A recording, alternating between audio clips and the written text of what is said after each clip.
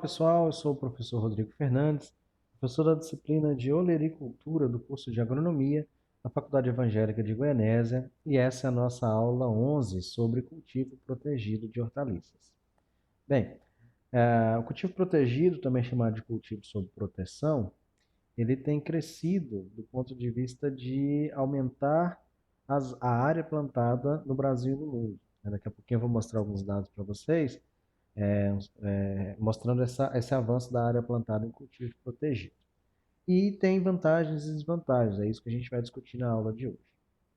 Bem, todas as espécies de hortaliças, elas podem ser cultivadas em cultivo protegido, né? Seja no sistema que a gente chama de plasticultura, utilizando estufas, que podem ser uma simples cobertura com filme, com tela, túneis baixos ou túneis altas, que atendam, que proporcionem a essas plantas condições de temperatura, luminosidade, fotoperíodo, umidade do solo e relativa do ar, adequadas para o seu desenvolvimento.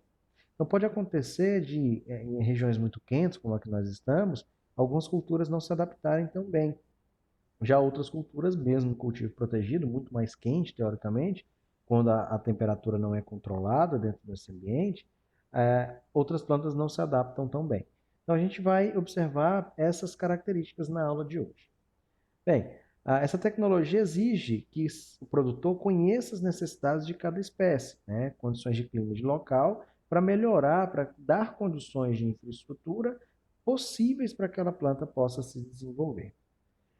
Nesse sentido, o cultivo protegido ele vai permitir o cultivo durante o ano todo, em épocas ou em regiões em que os fatores climáticos são desfavoráveis. Isso acontece muito aqui em Goiás, aqui em Goianésia, cultivo de hortaliças em cultivo protegido, principalmente para as hortaliças folhosas.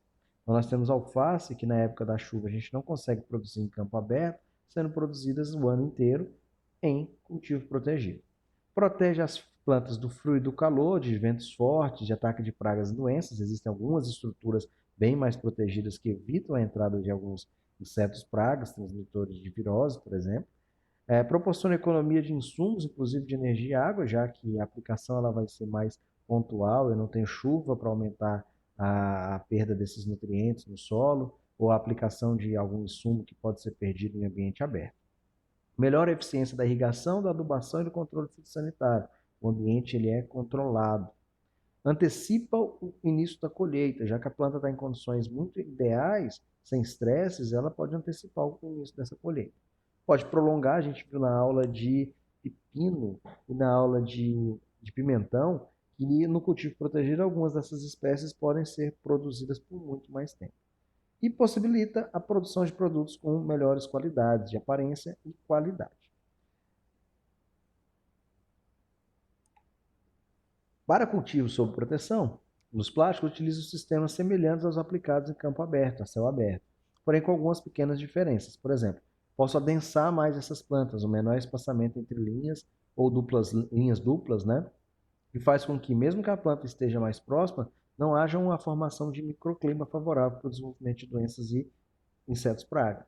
Porque se eu estou num ambiente protegido, sem chuva, essas plantas elas não vão ter umidade em excesso, causando problemas.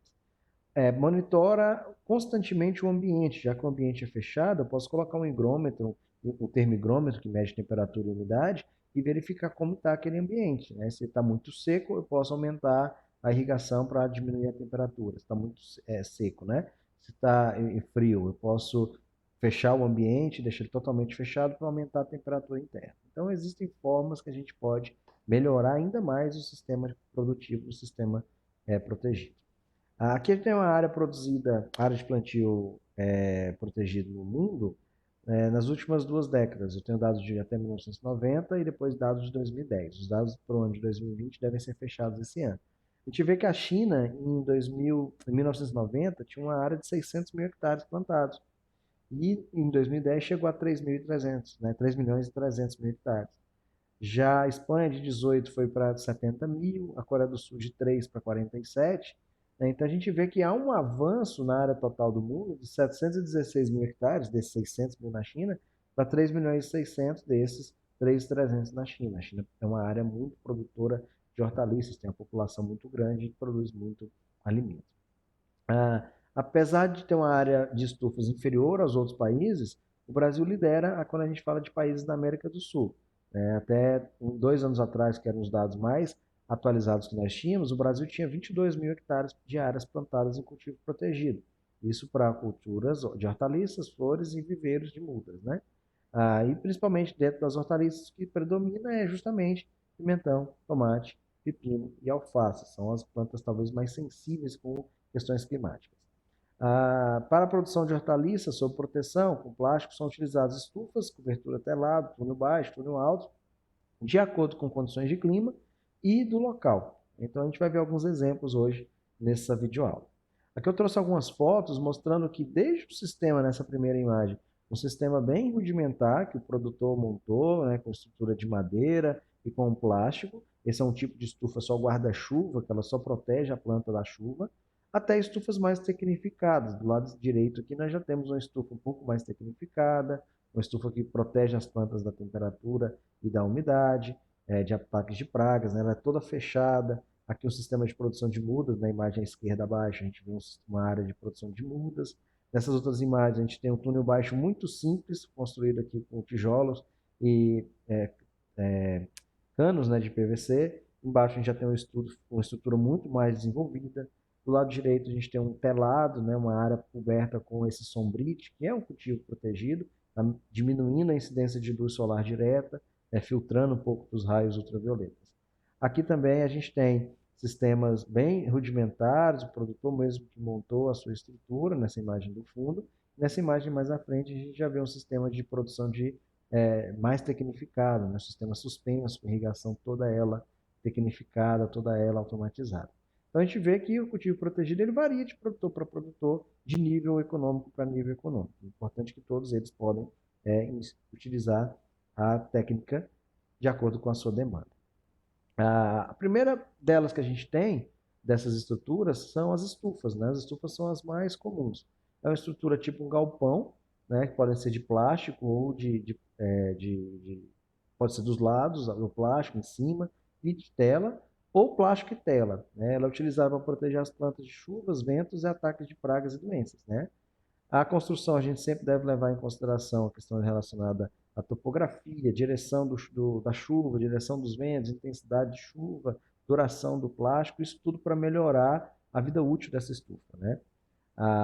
Além disso, as estufas podem ser construídas com teto de 2 águas, né? Um sistema de 2 águas, ou com uma água só, né? Ou planas, né? Vai depender do tipo de cultivo.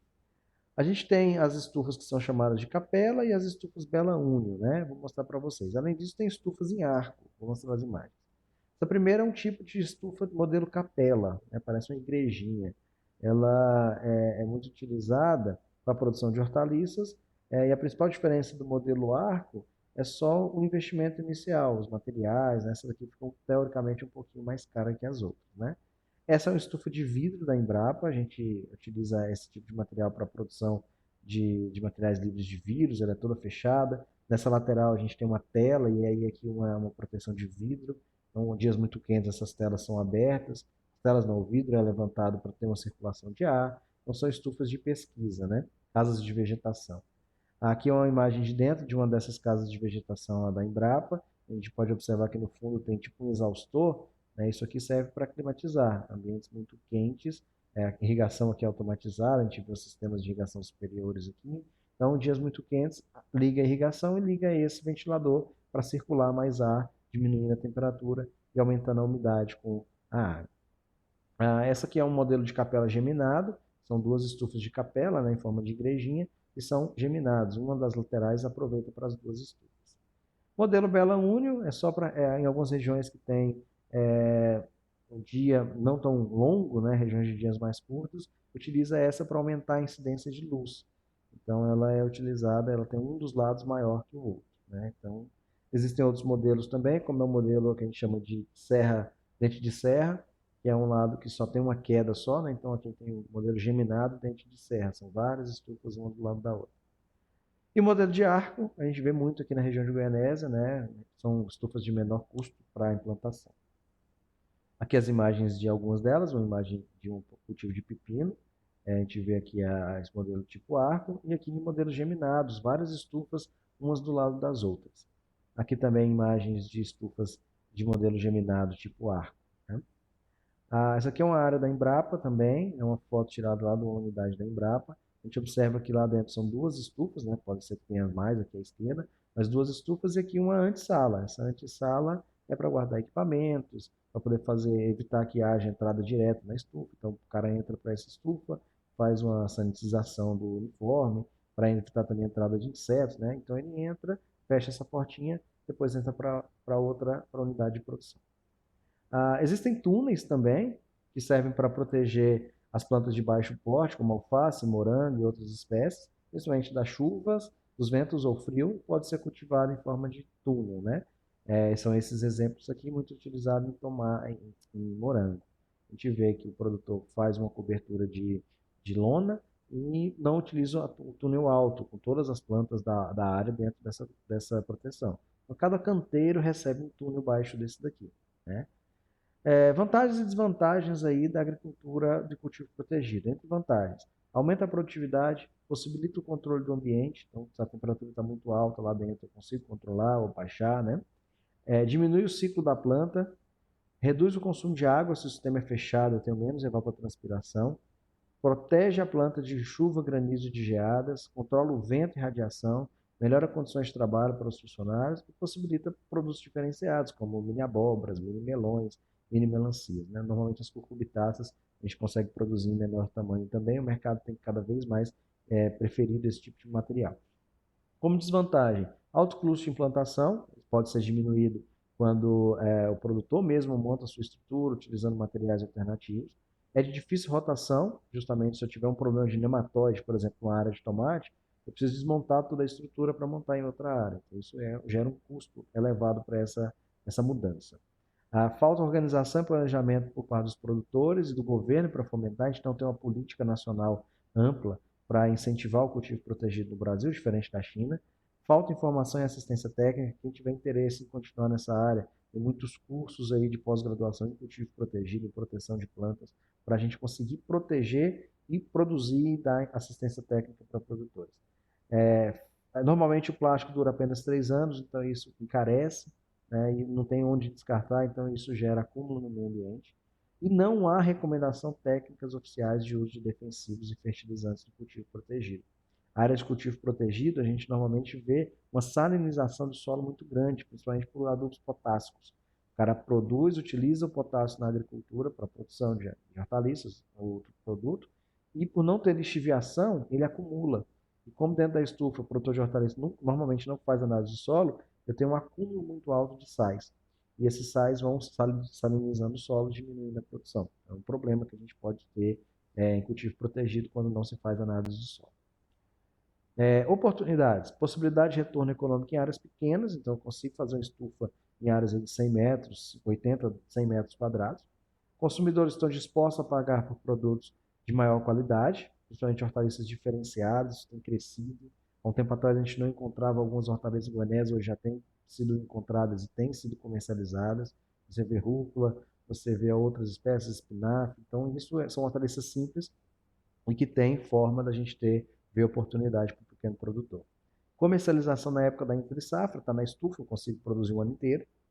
A época em que ninguém tem tomate, o produtor de tomate em estufa ele vai ter, e aí o tomate, o preço está lá em R$ 2, na época que todo mundo tem tomate, na época que só ele tem, o tomate vai para 8, lei da oferta e da demanda.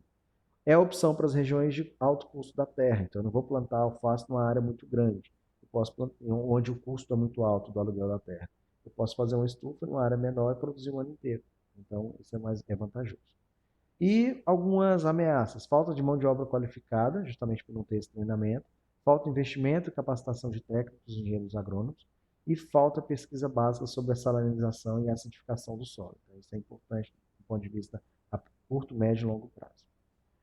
Outra forma também de cultivo protegido é o mulch, que é um plástico preto, né, normalmente. Mas pode ser um mulch de palhado, a gente viu isso semestre passado na disciplina de manejo de conservação do solo. Então, o mulch ele pode ser utilizado como um plástico, uma cobertura que pode ser preta, pode ser branca sobre o solo, para evitar a evapotranspiração, reduzir o número de plantas daninhas, né, perda de solo por erosão. Então, tem várias vantagens do mulch.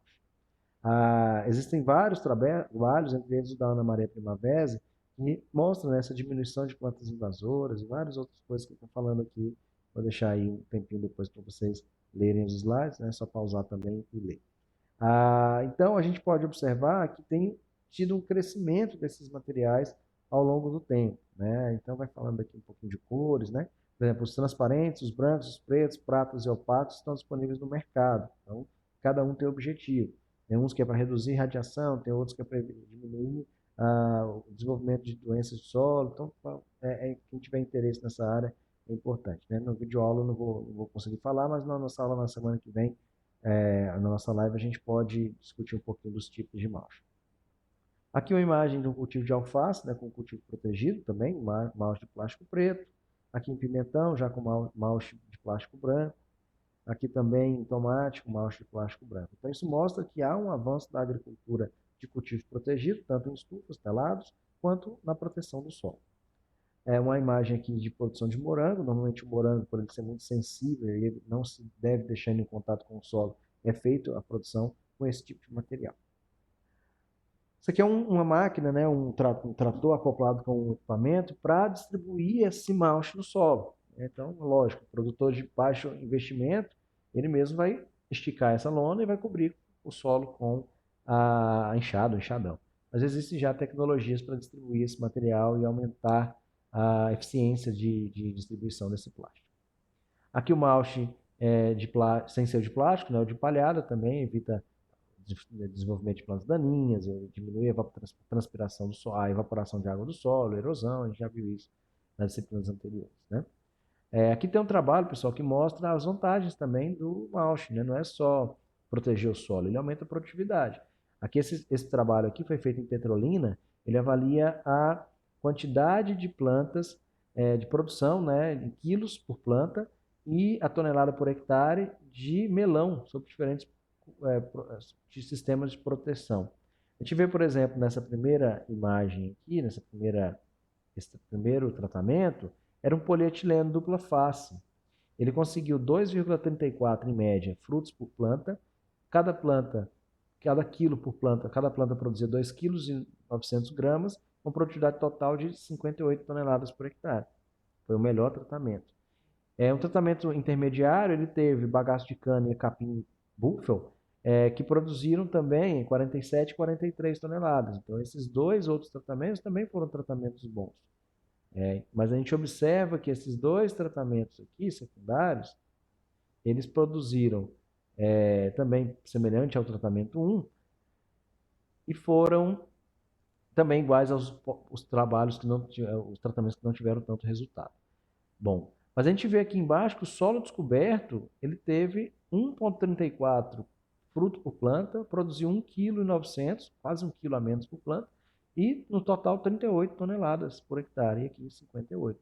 Então mostra que esse plástico sobre o solo, ele aumentou bastante a produtividade, 20 toneladas por hectare, e aumentou o número de frutos por planta, o número de peso de fruto por planta. Então a gente observa que é importante também, não só do ponto de vista de proteção do solo, né, de evitar a erosão, de evitar a evaporação de água, mas também no ponto de vista de melhorar a produtividade, né? No mesmo trabalho, a gente observa, esse trabalho aqui essa tabela avalia a eficiência do uso de água. No polietileno, necessitou de 46 litros de água para produzir 1 kg de fruto.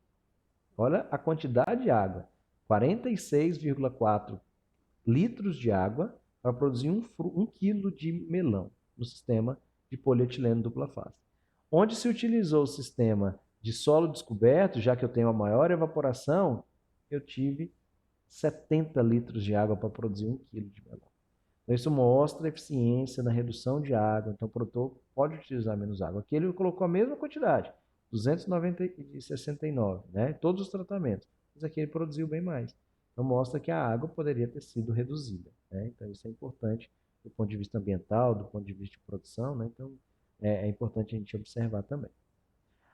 Como desvantagem do plástico, alguns autores citam o custo elevado do plástico e a falta de conhecimento, como a gente falou, para cultivo protegido em estufas, né? Além disso, o descarte desse material é problema ainda, né? Embora já tenha sido já tem crescido alguns produtos de reciclagem e utilização de plásticos fotodegradáveis. Então, eles vão ser degradados com o tempo. Então, isso pode ser que mude há algum tempo a produção. Certo? Obrigado, pessoal, pela atenção. Nosso vídeo ficou aí com um pouco mais de 20 minutos. Na semana que vem a gente discute isso daí e dá continuidade, tá bom? Um abraço a todos vocês, bom final de semana.